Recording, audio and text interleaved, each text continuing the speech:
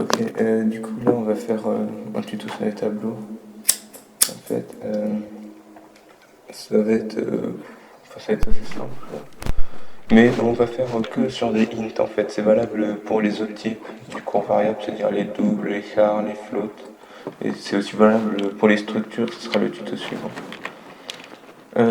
Comment on déclare un tableau? Alors en fait on a plusieurs choix, mais on va prendre la manière vraiment la plus simple. On est vraiment pour voir les bases sans se compliquer. On va créer notre tableau que je vais appeler table. On va mettre un double crochet. Et en fait, alors là, truc très très important, on doit mettre un nombre fini en fait. C'est-à-dire qu'elle est invariant. C'est-à-dire que soit on fait par exemple un define, donc on pourrait faire hop là. Ensuite là, par exemple, on pourrait faire taille. Et là on mettrait taille, on mettrait par exemple 5. Et là on pourrait mettre par exemple taille. Ici. Et là on a vu là on a déclaré un tableau en fait de 5 éléments. Donc on a cette manière-là pour déclarer. On a une autre manière, tab 2, où si on veut directement rentrer les valeurs en fait, on peut lui mettre taille ici, mais on n'est pas obligé. Ce qu'on peut tout simplement faire, c'est ça. Par exemple, mettre des valeurs séparées d'une virgule et correspondant au type du tableau. Le tableau, il a le type. Enfin, le type du tableau, il est indiqué là, c'est le int. Donc ici, on peut mettre uniquement des int. Et là, on va mettre 10. Donc on va point virgule. Ici, donc on voit que ce tableau, il est initialisé et il va directement calculer sa taille. Vu qu'en fait, il voit qu'il a 5 éléments, du coup, il mettra directement une taille de 5. Ici, on lui a mis un tableau de 5 éléments, mais il est totalement vide. Par exemple, on souhaiterait quoi? On souhaiterait par exemple pouvoir mettre des valeurs dans ce tableau. Donc on voit que comme on a créé ce tableau, on l'a déclaré, on peut par exemple accéder au premier élément et mettre 1. On va accéder au deuxième, on va aussi mettre 1. Et on peut accéder comme ça jusqu'à la taille moins 1 en fait. On peut aller donc pour notre tableau de 5 éléments, on peut aller jusqu'à l'élément 4, on va les mettre. On va pas mettre les autres pour l'instant parce que ce tableau on va pas trop l'utiliser. Du coup ouais, on voit que donc je marque en commentaire tableau taille n et les éléments ça va de 0 à n-1. Donc c'est très important, il faut jamais, par exemple si le tableau il fait 5, on peut pas avoir de table 5, ce serait une erreur. Donc si on l'écrit là par exemple, Visual Studio va bien nous signaler une erreur. Ah non, il ne le signale même pas. Mais en fait, ça c'est faux, parce que c'est pas dans le tableau. Ça va bien de 0 à n-1. Du coup, comme on a 5, on peut aller de 0 à 4. Mais ça, cette ligne, elle est pas bonne du tout. En fait, si on compile, là, il va nous dire qu'il y a une erreur. Non, même pas. Bah, en fait, ouais, mais normalement, il y a une erreur. Mais je sais pas pourquoi il a... Ah oui, parce que j'ai cette ligne-là, du coup, il va pas retourner les erreurs. Ok, oui, mais en fait, il y a une erreur, mais il peut pas la... Puisque là, j'ai cette ligne, du coup, il la retourne pas. Mais il faut bien retenir ce qu'il y a en commentaire ici. Là. Donc après, ce qu'on souhaiterait faire, par exemple, c'est que... On souhaiterait, par exemple, parcourir un tableau. C'est-à-dire voir et par exemple afficher les éléments. Donc on va mettre par exemple on va faire une donc pour ça on va utiliser une boucle for. Oui, pour la boucle for je déclare toujours les variables en dehors parce que j'utilise une version du C qui permet pas de directement déclarer à l'intérieur. Du coup on met i égale 0, i inférieur à... Ici on voit qu'on a 5 éléments. Si on avait... Non, on va mettre un sixième juste pour 12 ici. Donc on voit que là il nous met un élément. Enfin on a 6 éléments.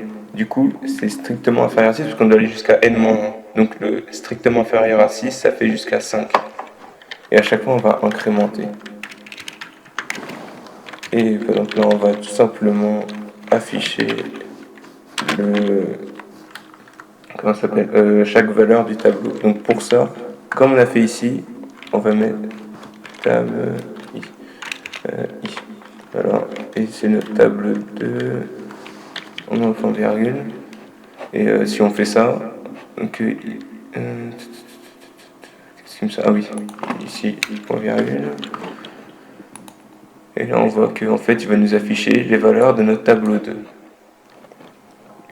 Donc la formule, on va dire générale, pour parcourir le tableau là, par exemple ici on va lui faire afficher tous les, on va utiliser notre premier tableau là. En fait, la formule générale pour parcourir un tableau, c'est ça. C'est en gros. Donc la boucle for, la structure en tête, c'est ça. C'est on commence à 0, si on veut le parcourir dans le sens croissant des index. Et ensuite on met i strictement inférieur à la taille pour bien atteindre n-1, mais pas n. Et après on incrémente de 1. Et là on verra que par exemple il va nous afficher que des 1. Parce que j'ai mis tout le tableau à 1. Mais des fois, on a un truc, c'est que là, on a mis tout le tableau à 1, mais on aimerait bien, par exemple, pouvoir rentrer des valeurs. Et pas avoir à chaque fois à devoir écrire toutes les lignes comme ça, ni à passer par là. On voudrait faire donc une saisie au clavier des éléments du tableau. Donc, qu'est-ce qu'on pourrait faire? On pourrait tout simplement reprendre notre boucle for, mais remplacer le printf par un scanf. Donc, pour ça, ici, on va mettre scanf. Et on va mettre pourcentage D et on va mettre quoi? On va mettre table I. Donc juste après on aura l'affichage, mais déjà on va devoir rentrer les valeurs. Donc pour ça, si vous avez encore du mal avec le scanf, allez voir le tuto sur les variables. Donc là par exemple on va compiler, là on va mettre des multiples de 3. Donc on aura 3, 6, 9, après on a 12 et 15. Donc on a 5 éléments. Donc on doit pas mettre au-dessus, sinon on a une erreur. Du coup là, si on fait entrer, ok, qu'est-ce qu'il nous fait?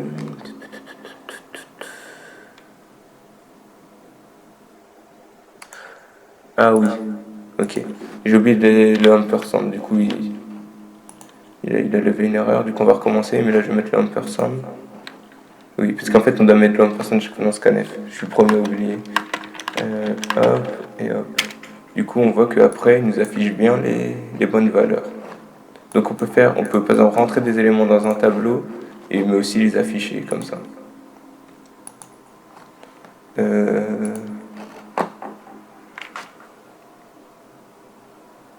Après, ouais, donc sur les tableaux c'est ça. Donc ça c'est sur les tableaux unidimensionnels. Je vais faire une autre vidéo en fait qui va reprendre celle-ci sur le même principe, où ça sera sur les...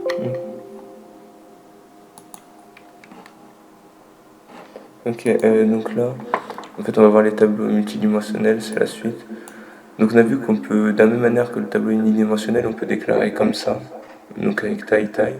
Aussi on peut déclarer comme ça, mais la différence c'est que là maintenant il ne calcule plus la taille automatiquement, on est obligé de l'indiquer en fait. Donc la taille de la ligne et la taille d'une colonne, là on est parti sur un 2-2. Mais je crois qu'on va partir, on s'appelle sur un 3-3, enfin sur un 2-3 comme ça, pour que ce soit un peu plus visible. Et là on va rajouter un autre élément 7. Donc on voit qu'on a deux lignes, enfin on a, comment ça s'appelle? Oui, on a deux lignes et trois colonnes en fait. Donc d'abord c'est le nombre de lignes puis celui de colonnes. Et ensuite en fait là pour afficher c'est un peu différent, il va nous falloir une double boucle for en fait. Donc pour ça on va utiliser un J, une deuxième variable de parcours, par exemple int J, int I, après on met I inférieur à 2 et I plus. Après dans notre boucle for on refait une autre boucle for mais cette fois-ci avec J. Donc J cette fois-ci est inférieur à 3 vu que là d'abord on parcourt les lignes, toujours on parcourt les lignes puis les colonnes. C'est vraiment conseillé, c'est une habitude à prendre. Faire l'inverse c'est pas trop recommandé. Ça revient au même mais c'est plus logique de parcourir comme ça. Oui, j'ai rajouté une virgule, c'est un point virgule. Et ensuite là par exemple tout ce qu'on va faire c'est printf et on va afficher les valeurs ouais, du tableau. Comme ça. Et là, on va mettre tab, i et j. De la même manière que pour un tableau unidimensionnel, on l'accède avec enfin une seule crochet là. Mais là, pour lui, on va utiliser deux. Qu'est-ce qu'il me met?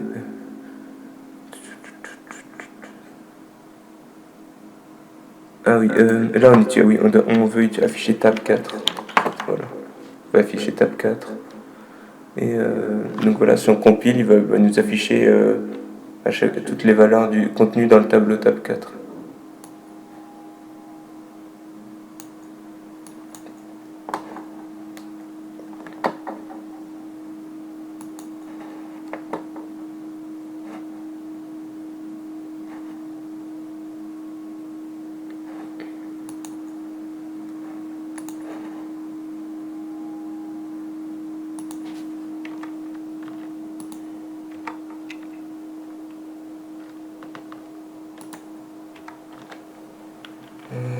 Pourquoi il me retourne une erreur?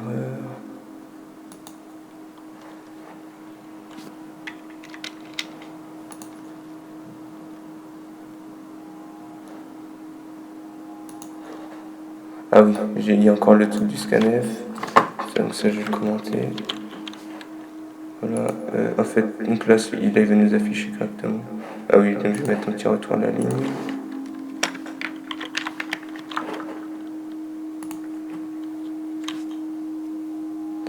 Donc hop, là on voit qu'il nous affiche 2, 1, 1, donc la première ligne, ensuite la deuxième ligne, il affiche comme ça la suite.